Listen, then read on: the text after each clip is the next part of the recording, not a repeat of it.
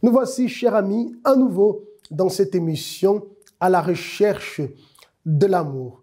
Et aujourd'hui encore, vous allez recevoir, comme chaque soir, une direction, une instruction qui va vous aider pour votre vie amoureuse. Je vous invite d'ailleurs à partager ce lien avec votre entourage. Certainement, il y a des personnes dans votre entourage, des couples qui ont besoin, qui peut-être passent par des moments difficiles et qui ont besoin d'une orientation. D'ailleurs, ce soir, la réponse que nous allons donner à la question qui a été posée concerne principalement les couples. Alors, si vous connaissez un couple dans votre entourage, invitez, partagez-leur le lien de cette émission. Une personne qui peut-être vit une frustration sentimentale, personne qui ne croit plus en l'amour, comme nous parlons d'ailleurs dans une des dernières émissions.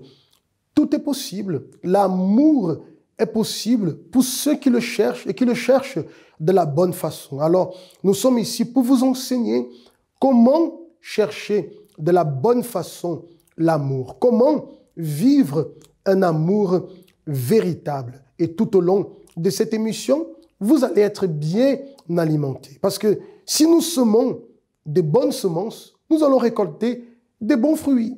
Si nous semons des mauvaises semences, nous allons récolter des mauvais fruits. Alors cette émission vous apporte les bonnes semences. Et la question que j'aimerais vous poser, quel type de fruits désirez-vous récolter? Des mauvais fruits? Certainement pas. Des bons fruits, n'est-ce pas? Alors, restez connectés. Juste après ce spot, on se retrouve pour le thème d'aujourd'hui. Le moment arrive où la vie vous donne son plus grand cadeau. Elle vous fait connaître le chemin de l'amour. Rencontrez votre moitié, votre partenaire, votre fidèle compagne ou compagnon. Dans le mariage, tout ne se passe pas toujours comme on s'y attend, pour divers motifs ou le fait d'être surpris par beaucoup de pierres sur le chemin du bonheur. La vérité est qu'il ne suffit pas d'avoir des sentiments. Un mariage implique l'union, la confiance et par-dessus tout la compréhension des deux parties. Il est nécessaire de s'entendre, de reconnaître le bon et le mauvais côté de chacun, pour réussir à surpasser les obstacles de la vie, pour que les deux deviennent un seul. Et cela oui, est la véritable clé du succès dans le mariage. Dans ce parcours à deux, tout est possible, mais les problèmes tels que les maladies ou les problèmes financiers peuvent ébranler n'importe quel mariage. Et pour que vous n'en soyez pas victime, maintenez une posture positive et croyez dans le changement. Combien de personnes sont maintenant en train de passer par de sérieuses difficultés dans leur vie? Ayant faim, ou même froid, dans la solitude. En vérité, quel est votre véritable problème? Mettez un point final à ces disputes qui ne vous emmènent nulle part. Luttez pour votre relation. Participez à la thérapie de l'amour. Une réunion du centre d'accueil dédiée à vous qui souhaitez un mariage encore plus fort.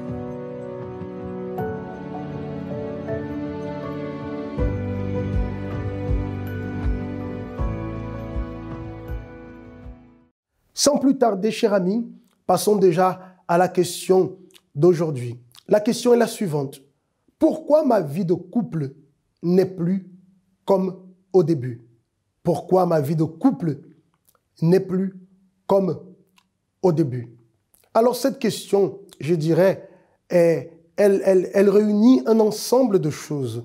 Ça peut être dans le dialogue, ça peut être dans les sorties de couple, dans la relation qu'il y a dans le couple. Il y a beaucoup de choses qui peuvent entrer en compte. On va alors prendre tout globalement et nous allons résumer. Pourquoi ma vie de couple n'est plus comme au début?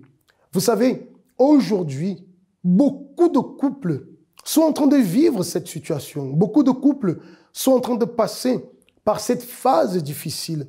Il arrive même un moment où ils commencent à penser qu'il n'y a plus d'amour entre eux, commencent à penser qu'ils ne sont pas faits l'un pour l'autre, ce qui est totalement erroné.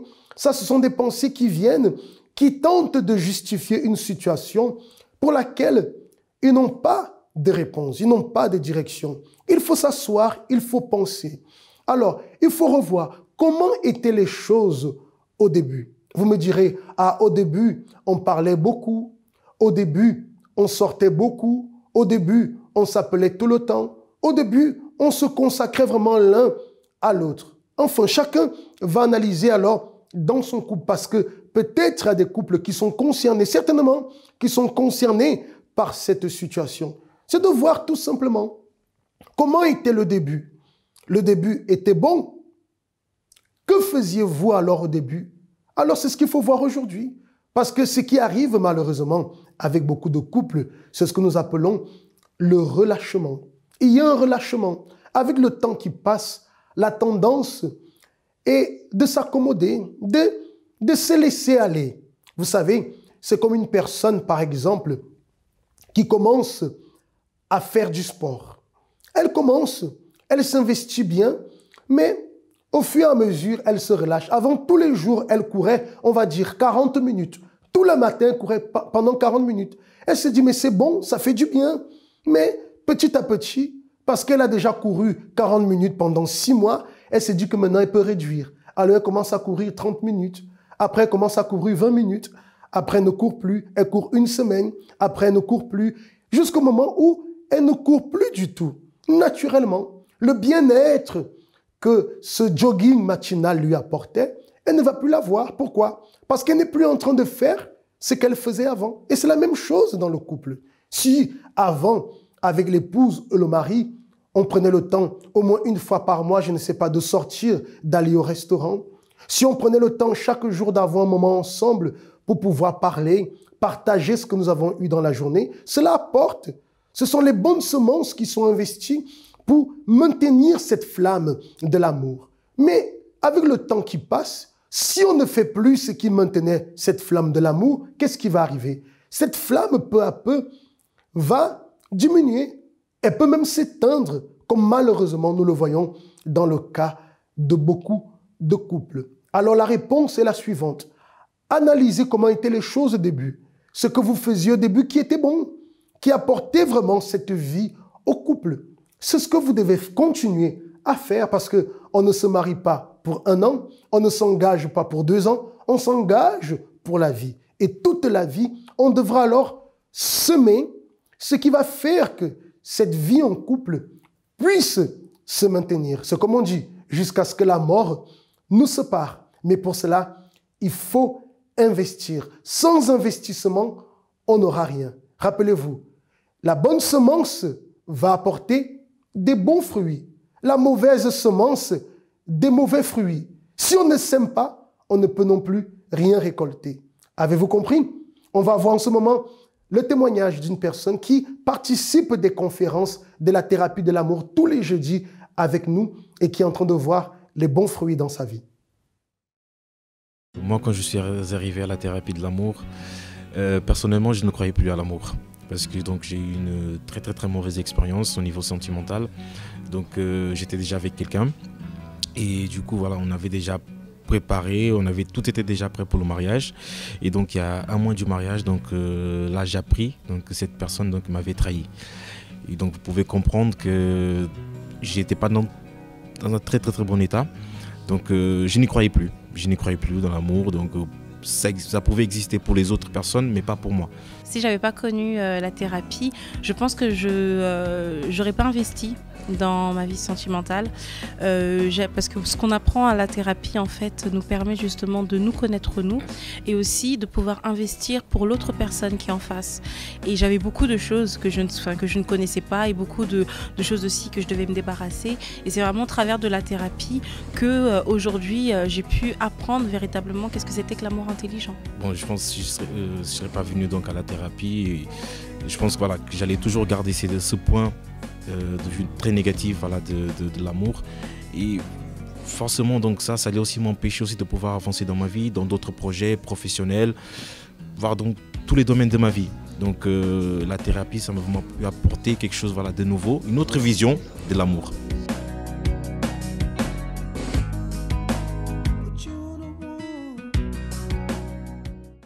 Nous sommes à votre disposition pour vous qui avez besoin d'orientation pour votre vie sentimentale, pour vous qui passez des moments difficiles en couple. Nous sommes à votre disposition pour pouvoir vous aider afin que vous puissiez vivre le bonheur dont vous avez toujours rêvé dans votre vie sentimentale. N'oubliez pas, vous avez droit à l'amour. Vous avez droit à être heureux, à être heureuse dans votre vie amoureuse, dans votre mariage. Vous pouvez entrer en contact avec nous, vous avez le numéro qui est affiché sur le bas de l'écran, ou alors vous pouvez nous contacter aussi directement en nous posant vos questions, et avec plaisir, nous allons répondre. Ce qui va vous aider va aider d'autres personnes. Sans oublier que tous les jeudis, soyez avec nous dans la conférence pour les couples, pour les célibataires, la thérapie de l'amour. Si vous n'avez jamais participé, alors ce jeudi déjà, marquez dans votre programme. Rendez-vous ici au siège du centre d'accueil, au 254 rue du Faubourg Saint-Martin, à 20h. Nous vous attendons. Plus d'informations, vous pouvez alors nous contacter directement sur le numéro qui est affiché sur le bas de l'écran. Je vous dis à très bientôt dans une autre émission de À la recherche de l'amour.